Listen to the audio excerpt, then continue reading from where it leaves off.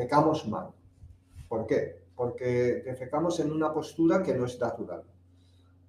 Los váteres convencionales, pues digamos que nos obligan a tener una postura a la hora de defecar que no es la que nosotros, digamos, utilizaríamos en el caso de que fuéramos seres que están viviendo en una sociedad lo más natural posible, ¿no?